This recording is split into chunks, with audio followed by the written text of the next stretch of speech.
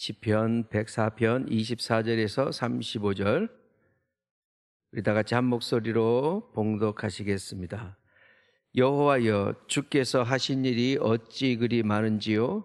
주께서 지혜로 그들을 다 지으셨으니 주께서 지으신 것들이 땅에 가득하나이다. 거기에는 크고 넓은 바다가 있고 그 속에는 생물 곧 크고 작은 동물들이 무수하니이다. 그곳에는 배들이 다니며 주께서 지으신 리와 야단이 그 속에서 노나이다. 이것들은 다 주께서 때를 따라 먹을 것을 주시기를 바라나이다. 주께서 주신즉 그들이 받으며 주께서 손을 펴신즉 그들이 좋은 것으로 만족하다가 주께서 낯을 숨기신즉 그들이 떨고 주께서 그들의 호흡을 거두신즉 그들은 죽어 먼지로 돌아가나이다. 주의 영을 보내어 그들을 창조하사 지면을 새롭게 하시나이다. 여호와의 영광이 영원히 계속할지며 여호와는 자식께서 행하시는 일들로 말미암아 즐거워하시리로다. 그가 땅을 보신즉 땅이 진동하며 산들을 만지신즉 연기가 나는도다. 내가 평생토록 여호와께 노래하며 내가 살아있는 동안 내 하나님을 찬양하리로다. 나의 기도를 기쁘게 여기시기를 바라나니 나는 여호와로 말미암아 즐거워하리로다. 죄인들은 땅에서 소멸하시며 악인들은 다시 잊지 못하게 하시리로다. 내 영혼아 여호와를 송축하라. 할렐루야. 아멘. 시편 104편이 처음부터 어떠한 하나님의 말씀과 자연 속에 있는 섭리 이런 것들을 계속해서 말을 하고 있습니다. 앞쪽에서는 하나님이 그의 누각에서 산보다 높은 누각에서 산에다가 물을 부어주시고 그걸 통해서 골짜기로 물이 흐르고 그 골짜기에 흐르는 물들이로 인해서 들짐승들과 밭의 풀들과 이 모든 것들이 다 자라나면서 하나님의 섭리 가운데 있는 그러한 모습을 그려내고 있다면 오늘의 말씀 24절부터에는 이제 바다 생물, 물속에 있는 생물들에 대해서도 연관을 지어서 계속해서 말씀을 하고 있습니다. 24절에 여호와여 주께서 하신 일이 어찌 그리 많은지요.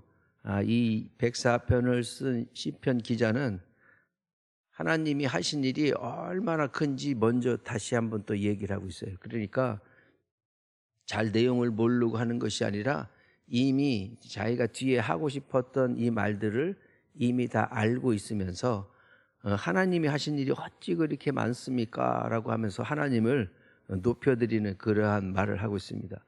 주께서 지혜로 그들을 다 지으셨으니 주께서 지으신 것들이 땅에 가득하니이다. 주께서 지혜로 그들을 지으셨다. 지혜라는 말은 우리가 언뜻 듣기에는 아는 것 같기도 하고 모르는 것 같기도 하고 그런 뜻을 갖고 있는데 지혜라는 말 자체가 원래 숙련되다, 이게 전문가의 그런 솜씨 이런 것 뜻을 가지고 있어요. 그러니까 단순하게 어떤 거를 딱 보고서 알고 있는 지식을 얘기하는 게 아니고 그 지식이 쌓여서 숙련되게 전문가처럼, 그러니까 어떤 것을 하는 데 있어서 판단을 내리는 데 있어서 그냥 판단하는 게 아니라 가장 좋은 가장 완벽한 판단과 생각으로서 그렇게 일을 하는 것, 그게 바로 지혜라는 것이 바로 그런 것입니다. 그러니까 지혜로운 자 그러면은 그만큼 경험이 많고 그만큼 그 사람이 하는 판단은 일반 사람과 다른 전문적인 그런 뜻을 가지고 있다, 이런 걸 보시면 돼요. 근데 그것이 하나님의 지혜다 그러면은 하나님이 생각하시는 것이 하나의 감정적이거나 즉흥적이거나 이런 것이 아니고 다 많은 생각 가운데 아주 그 깊이를 더해서 하나의 오차도 없이 완벽하게 그것을 해내시는 그런 전문가적인 그런 생각, 그게 하나님의 지혜라고 본다면은 세상에 만들어진 모든 만물들이 그의 지혜로 만들어졌다, 다 그의 지혜로 지으셨다. 그러니까 허투루 만든 것이 없다, 이런 뜻이에요.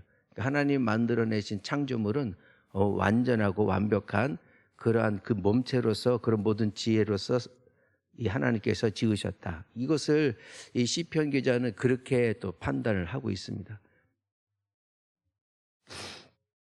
25절에는 거기에는 크고 넓은 바다가 있다. 그러니까 땅과 하늘과 땅에 있는 것들의 얘기를 이제 바다로 이제 확장시켜서 그 속에는 생물이 크고 작은 동물들이 무수하니이다. 예, 바다 속에는 아주 미세한 플랑크톤에서부터 시작해서 그걸 먹는 물고기, 그걸 또 먹는 또 더 큰 거, 이렇게 뭐 자연적인 순환이 계속해서 일어날 수 있는 그런 것들이 아주 숨겨져 있죠. 그리고 땅에 있는 것들은 노아의 홍수 때나 이런 걸 통해서 많이 멸망을 하였지만, 바다에 있는 생물들은 애초부터 태초부터 태어날 그 하나님께서 창조하신 그대로의 모습을 가지고서 이렇게 순환을 하고 있다 이 말이죠. 이 땅에서도 놀랄 만한 일들이 많이 있지만 바다의 생물들이 이렇게 보게 되면 우리는 참 그 경탄하잖아요. 그러니까 수족관이라든지 이런 데 해양 생물 박물관 이런 데 가서 보면 물고기들도 정말 희한한, 우리가 보지도 못했던, 그리고 걔네들이 또 물속에서 헤엄치면서 다니고 사는, 또 온갖 그 물고기가 하나만 있는 게 아니고 정말 수천 종류의 그 아름다운 물고기들이 계속 있는, 그 쟤네들은 도대체 어디서 왔을까? 걔네들이 과연 진화를 통해서 그렇게 됐을까? 그 진화가 되는 것이 그게 맞을까? 그게 아니라 누군가가 저렇게 아름답게 애초부터 만드셨다 하면은 그것이 정말 더 놀라운 일이 아니겠나, 이렇게 또 바라볼 수 있습니다.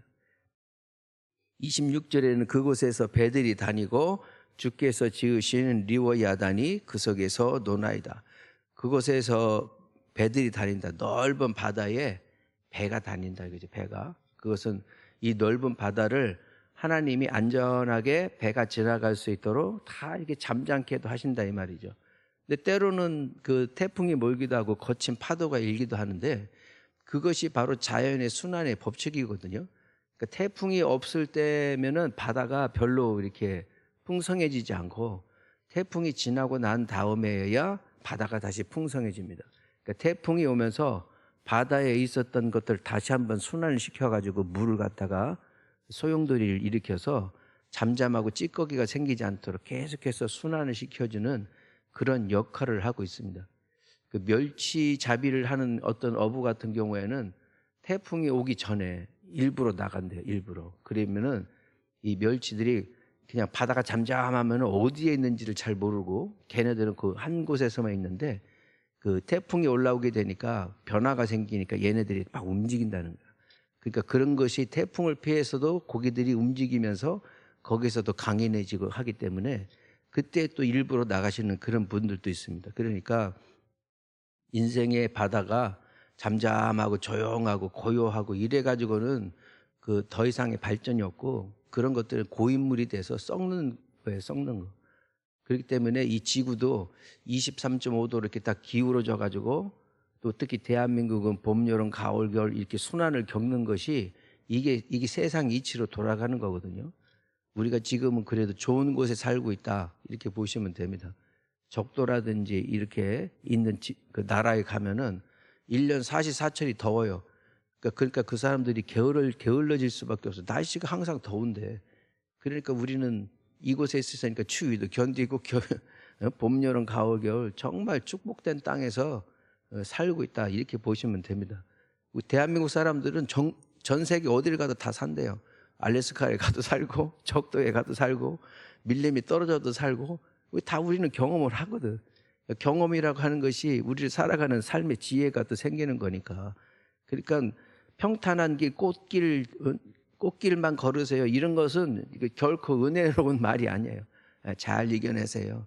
힘드셔도 제가 기도해 드리겠습니다. 이런 것이 더 격려가 되는 거지, 꽃길만 걸으세요. 절대로 그건 행복한 일이 아니다 이 말이죠. 그러한 넓은 바다도 사람들이 만든 배들이 거의 안전하게 다 지나가잖아요. 안 되는 일이 태풍 때는 피하면 돼. 잠깐이니까. 그 이외에 365일 중에서 배들이 잘 다닐 수 있도록 하시는 것은 그 하나님이 그러한 큰 섭리 가운데 있다 이 말이죠. 근데 그 가운데에서 또 리워 야단이라고 하는 것이 있는데, 그 전에 성경에는, 개역개정 이전의 성경에는 악어들 이렇게 표현을 했거든요. 그러니까 그러니까 악어다 이거는 그렇게 얘기했는데 사실상은 물 속에서 이렇게 꿈틀거리는 그러한 존재 그거 갖다가 리워 야단이다라고 그렇게 표현을 한 겁니다. 그러니까 리워 야단은 정확하게 뭔지를 몰라요. 정확하게 뭔지 모르지만 물에서도 그 사는 커다란 존재. 그렇게 되니까 옛날 사람도 그게 또 용이다 이렇게 되는데 용은 사실상 존재하지 않잖아. 그만큼 물 속에서도 있는 커다란 그 자유자재로 놓을 수 있는 커다란 존재 이러한 것들이 물 속에서 뭐냐면은 노나이다 이렇게 했어요. 노나이다는 것은 이렇게 논다 이 말이죠. 물 속에서 자유롭게. 근데 이게 노나이다라는 뜻은 이제 웃는다 이런 뜻이에요. 그러니까 물 속에서 너무나 좋은 거야. 이 덩치 큰 놈들이 애들처럼 막 하나님 감사합니다. 어쩌면 이렇게 나를 이렇게 잘 살게 하시고 잘 있게 하셨습니까 하고 노래하면서 지내고 있다 이런 것을 얘기하고 죠. 덩치 큰 이 우리가 볼 때는 뭐 거대한 이러한 존재들이라 할지라도 하나님 앞에서는 애들과 같은 그런 모습이고 얘네들도 동물들도 하나님을 다 찬미하고 하나님을 다 바라본다는 거죠. 그 가운데 있는 것이니까 얘네들도 하나님께 감사하며 이렇게 즐겁게 살고 있다라는 것을 또 표현하고 있습니다. 27절에는 보면은 이것들이 다 주께서 때를 따라 먹을 것을 주시기를 바란다. 이 동물들도 때가 되면은 먹을 게 없으면 하나님을 바라보고 하나님 저 먹을 거 없어요. 먹을 거 주세요라고 한다라는 거예요. 이게 실제로 그런지 아닌지 모르지만 이분이 바라볼 때에 세상 모든 만물들은 다 하나님을 바라보고 있다 이거예요. 그러니까 28절에는 주께서 그것을 보고 자기를 찾으면서 배고프다고 하니까 먹을 걸 또 준다는 거야. 먹을 걸 주니까 얘네들은 또 그걸 또 받아 먹어요. 즉 동물들과 생물들이 사는 모든 것은 하나님이 주셔야 하고 하나님이 주신 것을 받아 먹어야만이 생존할 수 있도록 하나님께서 그런 권능과 사랑을 베풀고 계신다는 것이죠. 29절에 보면 근데 그럼에도 불구하고 하나님께서 낯을 숨기시면 그들이 떤다 이 말. 하나님이 안 계시면 하나님이 안 계신 듯하면 동물들도 다 떤다는 거죠. 불안해지고 두려워지고 그 모든 것들이 그냥 우리의 인간만이 이런 걸 느끼는 게 아니라 하나님이 만드신 이 생물들 가운데도 그런 것들이 있어요. 그리고 29절에 보면 그들이 죽어서 나중에는 먼지로 돌아간다. 여기 먼지로라고 되어 있는 것이 바로 하나님께서 우리를 지으신 재료입니다. 재료. 하나님께서 창세기 2장 7절에 보면 땅의 흙으로 사람을 지으셨다. 그럼 땅이라고 하는 것은 바로 우리가 가지고 우리 눈앞에 있는 땅을 얘기하고 그 땅에 있는 흙을 아무 흙을 딱 지어가지고 우리를 만드신 게 아니라 그 중에서도 먼지와도 같은 아주 이 고운 입자와 같은 이런 특별한 것으로 가지고서 우리를 만드신 거예요. 그러니까 땅과 흙은 해석 원어의 뜻이 다릅니다. 땅은 그냥 우리가 보여져 있는 이 땅을 얘기하고 그 가운데서 하나님이 우리를 지으시기 위해서 우리가 그 도자기를 빚을 때에 아무 흙이나 하지 않고 정말 고운 고령토 이게 있어야만이 멋진 작품이 나오듯이 하나님이 사람을 이 동물들을 창조하시고 만드실 때 사용하신 흙은 바로 이러한 먼지와도 같은 미세한 그런 흙을 얘기하고 있어요. 그런데 얘네들이 동물들도 하나님께서 말씀으로 창조를 하셨지만 또한 재료로서는 이 흙을 사용하셨거든. 그 성경에서 말하는 흙이다 그러면은 먼지다 이런 걸 생각하시면 돼. 나중에 죽고 나면 다 이렇게 날아가는 고운 먼지와 같은 무의미한 그런 먼지가 아니라 세상에 있는 티끌이라도 하는 아주 미세한 작은 것들을 하나님께서 모아다가 우리를 그만큼 잘 빚어내시면서 도자기를 빚는 것과 같은 그러한 마음으로서 이거를 우리를 창조하셨다 이렇게 되어 있습니다. 그렇기 때문에 그들이 죽고 나면 흙으로 돌아가는 거고 우리 인간들도 인생들도 죽으면 흙으로 돌아간다. 뱀한테 너는 흙을 먹을지니 할 때 이 흙이 바로 이런 거예요. 아주 이게 미세한 그 사람의 그 흔적들 또 육체 살아있는 것들의 그 재료로 만든 것들 그런 것들은 뱀들이 삼키면서 사는 그런 모양을 갖고 있는 겁니다. 그러니까 우리가 생각할 때 여기서는 이게 땅이라는 것도 나오고 흙이라는 것도 나오고 먼지라는 것도 나오는데 먼지와 흙은 같은 그 종류를 이렇게 보시면 되고, 땅도 우리가 눈앞에 보이는 땅이 있지만 또 바다하고 달린 큰 육지가 또 있거든요.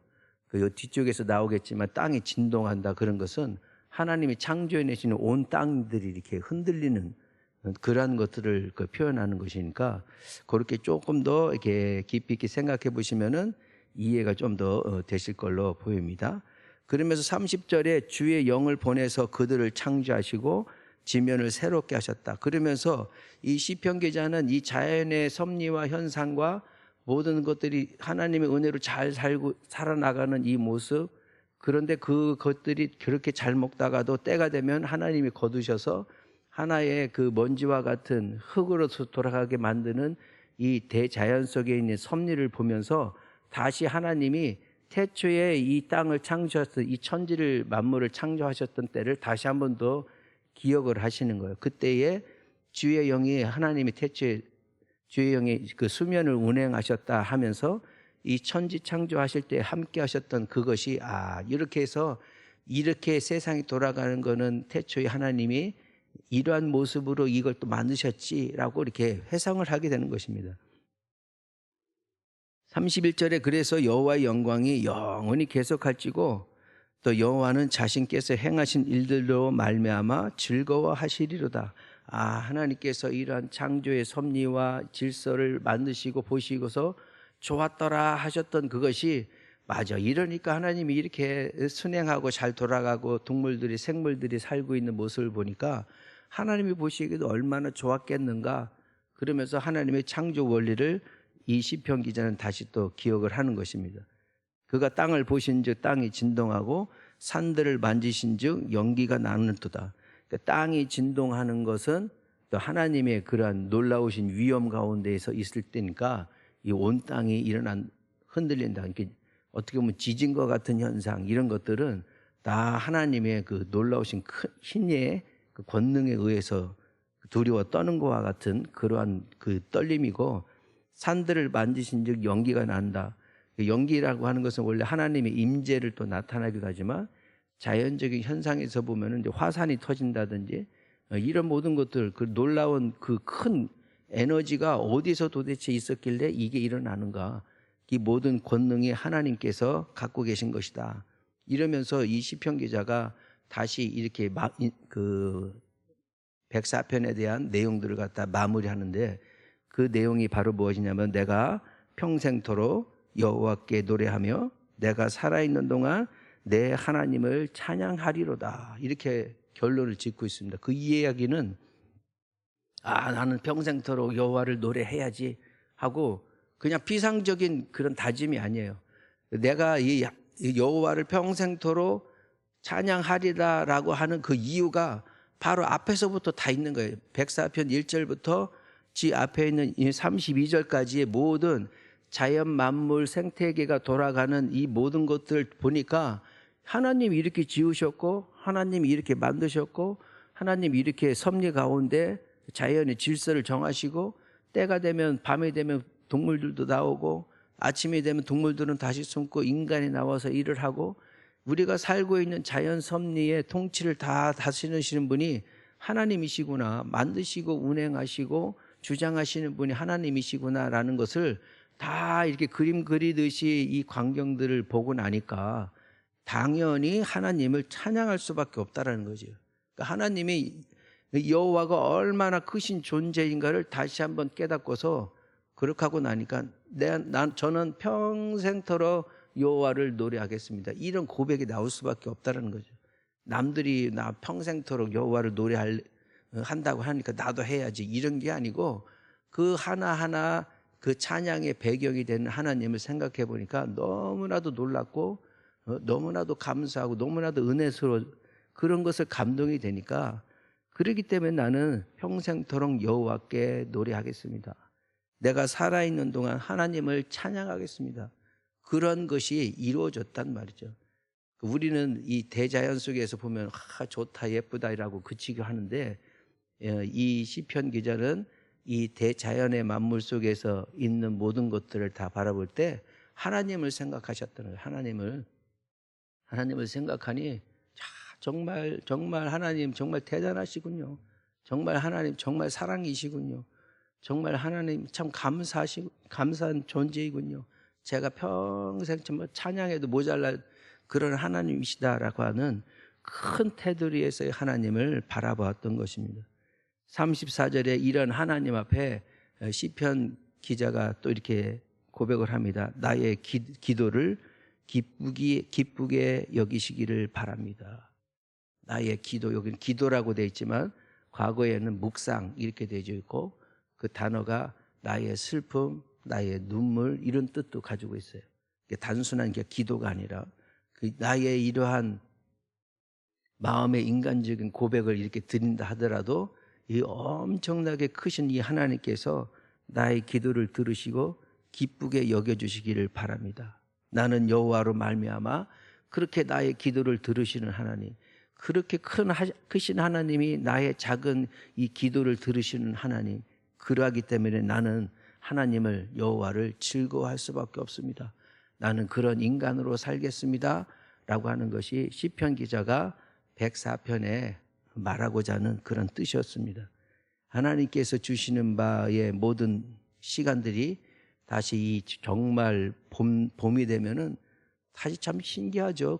이게 겨울 내내 보이지 않았던 모든 것들이 다시 돋아날 때에 그 광경을 보고 이렇게 다스려 주시는 하나님, 또 우리 인생 가운데서도 추운 겨울과 같고 아무것도 열매 맺지 않는 듯한 그런 나날들이 있어도 이게 때가 되면은 새롭게 하시는 하나님의 그 섭리가 내 인생 가운데서도 이렇게 꽃피게 하시고 나중에 또 열매 맺게 하시고 또 그 가운데 다시 심겨져서 하나님의 은혜 가운데로 살아나가는 거듭되는 하나님의 순환 가운데 있는 우리의 인생, 우리의 복된 삶, 그런 하나님을 오늘 하루라도 이 대자연 속에서 자연을 보면서 하나님 앞에 기도하시는 우리의 심령들 되시기를 기도합니다.